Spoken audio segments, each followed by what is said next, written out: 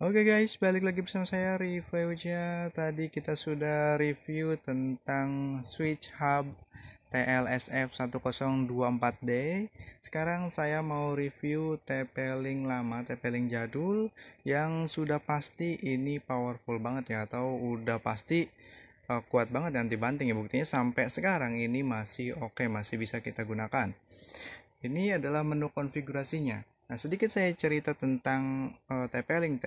TP-Link tipe WA8 WA801ND ya. Ini sampai warnanya sudah jadi menguning ya, tapi masih oke, masih bagus banget, masih bisa kita gunakan. Ini akan saya jual di toko saya seharga 45 ribuan kali ya, kisaran situlah 40 ribu atau 45 ribuan. Kehebatan ini selain memiliki dua antena, dia support OpenWRT dan juga DDWRT karena di sini TLWA801ND ini dia masih versi 1 atau keluaran versi awal-awal ya. Jadi bisa disupport, sudah saya cek itu di situs OpenWRT dia disupport dan juga di situs DDWRT dia bisa disupport. Cuma kelemahannya dia satu colokan LAN ya, hanya satu ya. Ini bisa kalau misalkan menggunakan firmware bawaan seperti ini, firmware bawaan TP-Link, ini hanya bisa berfungsi sebagai LAN saja. Jadi bisa difungsikan sebagai access point voucheran ataupun akses point wifi biasa, tidak support untuk WAN. Tapi kalau misalnya kita oprek, kita install dia menjadi OpenWRT ataupun DDWRT, ini bisa kita modif jadi WAN ataupun LAN ya. Jadi bisa support PPOE ataupun WAN dinamik atau IP dinamik. Jadi terserah kalian aja sih. Saya jual unit aja ya. Oke, kita bahas tentang konfigurasi router ini menggunakan firmware bawaan TP-Link menjadi access point aja ya. Sekaligus saya mau menguji kembali ini yang switch hub ini jika lewat access point ya.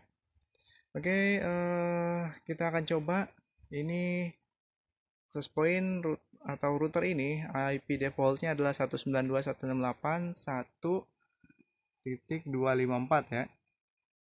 Konfigurasinya simple, sederhana, nggak ada neko-neko, nggak ada konfigurasi lain-lain ya.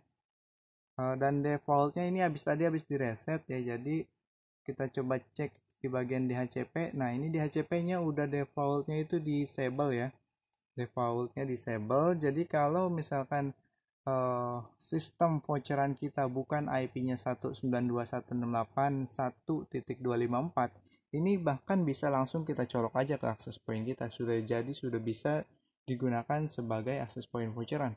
Nah, tapi kalau misalnya kita menggunakan IP atau salah satu alat kita yang ada yang 192.168.1.254 sudah digunakan oleh salah satu access point kita, maka kita harus mengganti ya.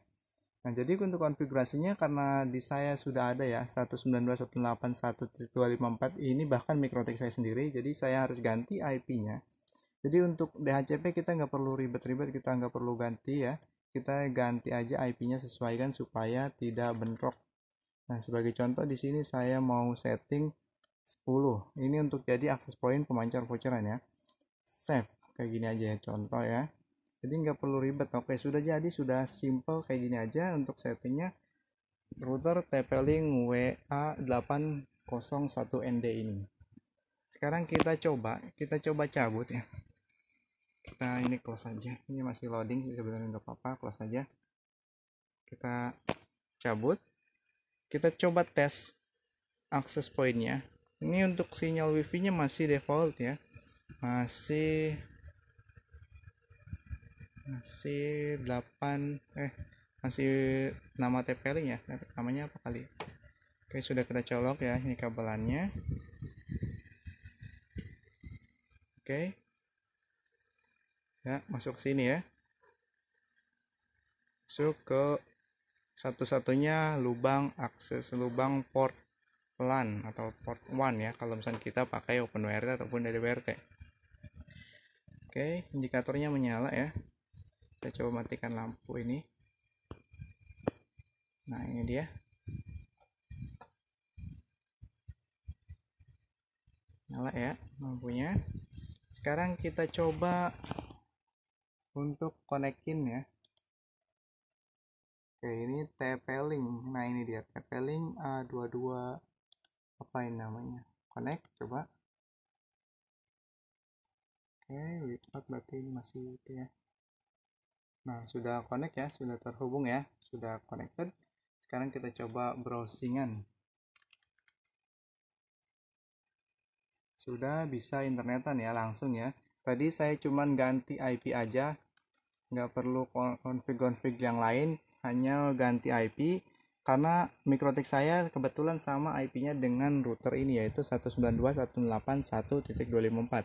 Jadi jika akses point kalian atau Mikrotik kalian atau IP 192.168.1.254 belum ada yang pakai, bahkan router ini nggak perlu dikonfig apa-apa, langsung beli, langsung colok aja ke sistem voucheran, maka sudah bisa digunakan untuk akses point pemancar wifi voucheran ya. Ya kalau misalnya pengen diedit yang silahkan aja, misalkan kayak ganti nama wifi dan lain-lain, ganti firmware, silahkan aja. Ini support OpenWRT dan juga DDWRT.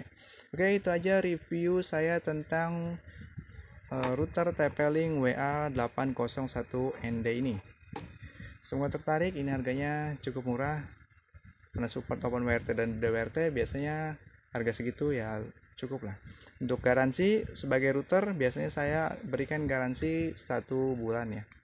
Ya penukaran produk harga sejenis kalau misalkan kurang puas dengan router ini ya, 1 kali tukar kali ya garansinya.